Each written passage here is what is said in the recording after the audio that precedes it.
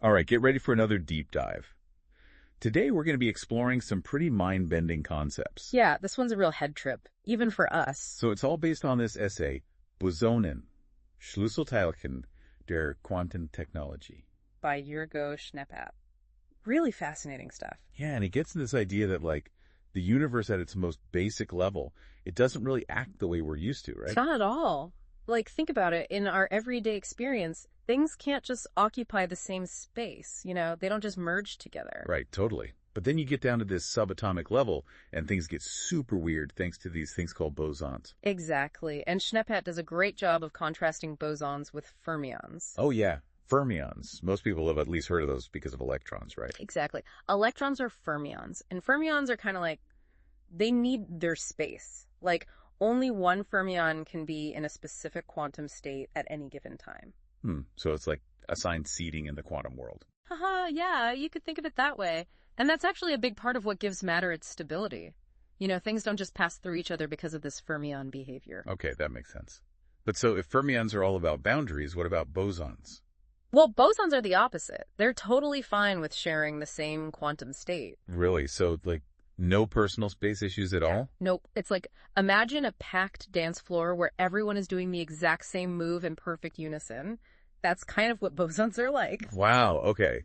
So they're kind of the rebels of the particle world. Haha, yeah, I guess you could say that. But that rebellious behavior leads to some seriously weird stuff. Okay, I'm intrigued. Like, what?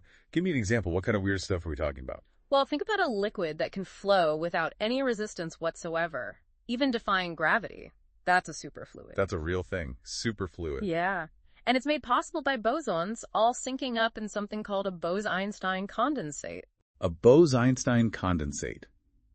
So that's like, what, a bunch of bosons all hanging out together? Basically, it's like they all become one giant superatom, all acting in unison. Okay, this is blowing my mind a little bit.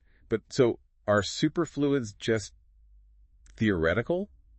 Or do they actually exist? Oh, they exist. Scientists have created them in labs. It's not science fiction. No way. So what can we even do with a superfluid?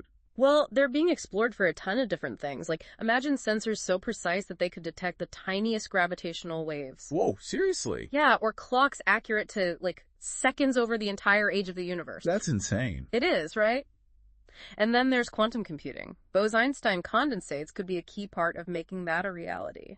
So these bosons, the ones that love to crowd together, they're actually driving some seriously cutting-edge technology. That's pretty wild. But Schneeppert also talks about bosons being force carriers.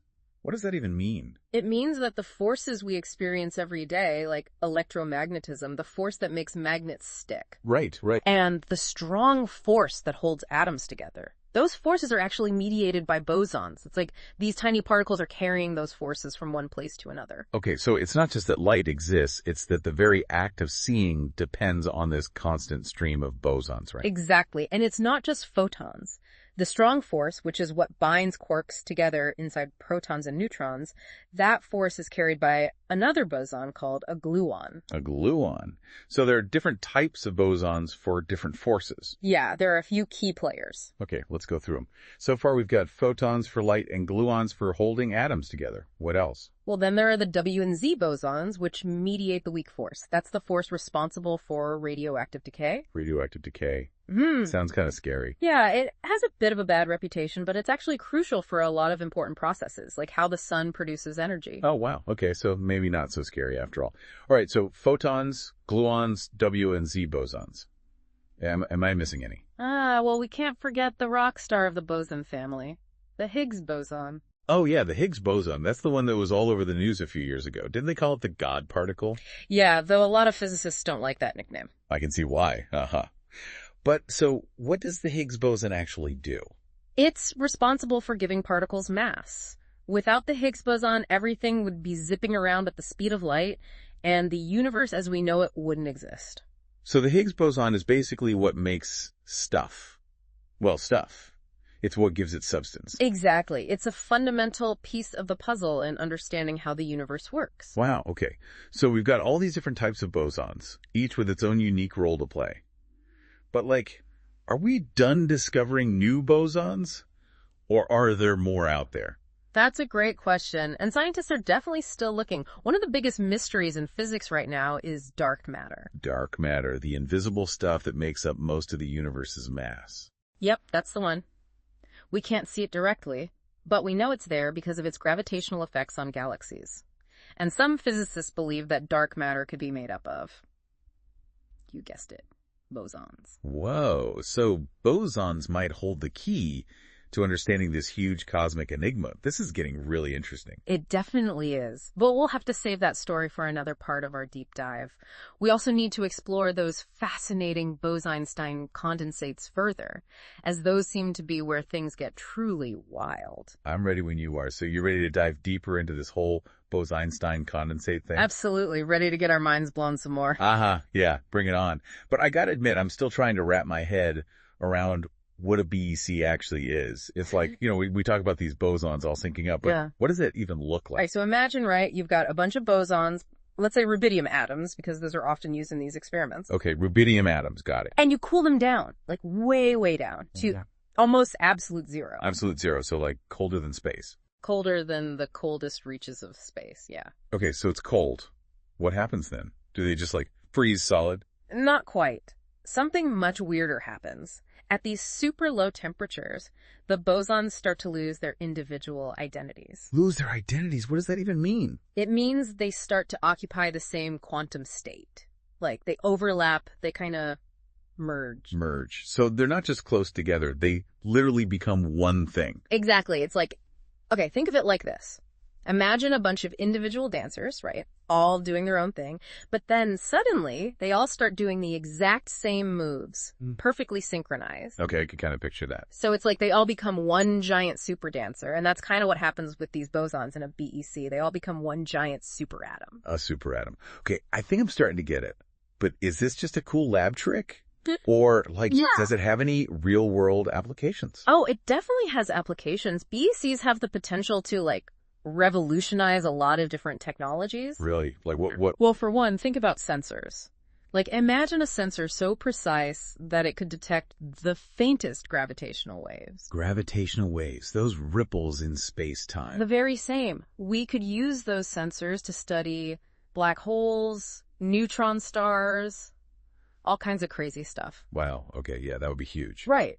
And then there's quantum computing, which, as we've mentioned, could totally change the world. And BECs can help with that. Yeah, they could be a big part of it. Yeah. Because you see, for quantum computing to work, you need these quantum systems to maintain coherence. Coherence. So that's like that synchronized state we were talking about. Exactly. And BECs are really good at maintaining that coherence. So these superatoms could be the key to unlocking the power of quantum computation. They could be, yeah. It's a pretty exciting area of research. Yeah, no kidding. Yeah. So what else? What other kinds of cool things can we do with BECs? Well, Schneeppaa actually focuses more on other bosons that are being used to develop quantum technologies. He talks about quantum communication, for example. Oh, yeah, quantum communication. That's where you can send information in a way that can't be intercepted, right? Like totally secure communication. Exactly. And it all relies on the laws of quantum mechanics, the idea that observing a quantum system actually changes it.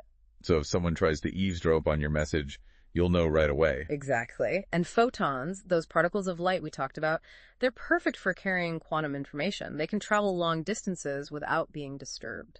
So we could have a quantum internet powered by photons. It's a possibility, yeah. Think instant, unhackable communication. It's a pretty exciting prospect. It is. But before we get too carried away with the future, I want to go back to something Schneeppaa mentioned about bosons and the Big Bang. Ah, yes. The very beginning of the universe. That's a fascinating area of research for sure. So what do we know? Like, what role did bosons play in that whole, creation of the universe thing? Well, you have to remember, all those forces we talked about, they weren't always separate like they are now. In the very early universe, it was so hot and dense that all those forces were unified. So it was like one big cosmic soup of energy and particles. Exactly. And as the universe expanded and cooled, those forces started to separate out. And guess what mediated that whole process? Let me guess. Bosons. You got it. Bosons were running the show back then, shaping the very forces that govern the universe as we know it. It's incredible when you think about it. Like these tiny particles, they've been shaping the universe from the very beginning. And now they're driving all this crazy new technology. It really is mind-blowing when you stop and consider it. Yeah, for sure. So are we done with our exploration of bosons? Or are there any other areas where they might be making an impact? Well, Schneepat's essay mainly focuses on those BECs and quantum technology, but I do think it's worth mentioning that there are still some pretty big mysteries surrounding bosons. Okay, like what? Well, we've touched on dark matter, but it's worth diving into a bit more. Right, the invisible stuff that makes up most of the universe. Exactly. We can't see it, but we know it's there because of its gravitational effects. And some physicists believe that dark matter could be made up of these particles called WIMPs. WIMP is... Yeah, it stands for weakly interacting massive particles. And guess what? WIMPs are thought to be a type of... boson. Boson. You got it. Wow. So, not only are bosons responsible for the forces we know about, they might also be responsible for this mysterious dark matter that we can't even see. It's definitely a possibility, yeah. It just goes to show how much we still don't know about the universe and how important bosons might be to understanding it all. I'm sensing a theme here. Every time we think we've got a handle on bosons, another layer of mystery pops up. Haha, it's true. They're tricky little particles. But that's what makes them so fascinating to study. I totally agree. So I guess it's time to wrap up our deep dive into the world of bosons. Yeah, let's summarize what we've learned from Schneepat's essay. Sounds good.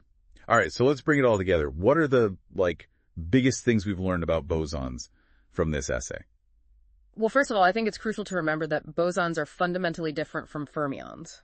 That's a big takeaway right there. Okay, yeah, fermions like their space. Bosons are more like party animals, right? Haha, yeah, that's a good way to put it. And because of that, we get all these amazing phenomena, like Bose-Einstein, condensates. BECs, yeah. It's crazy to think that we can actually create these superatoms in the lab. It is. And the things we could do with them, like ultra-precise sensors, maybe even quantum computers, that's pretty mind-blowing. Yeah, the future technology is looking pretty wild thanks to these bosons. It really is. And we can't forget about bosons as force carriers. They're literally the glue holding the universe together. Right. Photons for light, gluons for holding atoms together. It's like, without bosons, we wouldn't even have a universe to talk about. Exactly. And then there's the Higgs boson, giving everything mass. It's all connected, Yeah, it's pretty awe-inspiring when you think about it. But even with all we've learned, there's still so much we don't know, like the dark matter thing. Oh yeah, dark matter. That's a big one. Could these WIMPs, these hypothetical bosons, actually be the answer to that puzzle? It's possible, yeah. And that's what makes this whole field so exciting. There's still so much to discover. I feel like every time we answer one question about bosons, 10 more pop up. Haha. That's science for you, right? It is.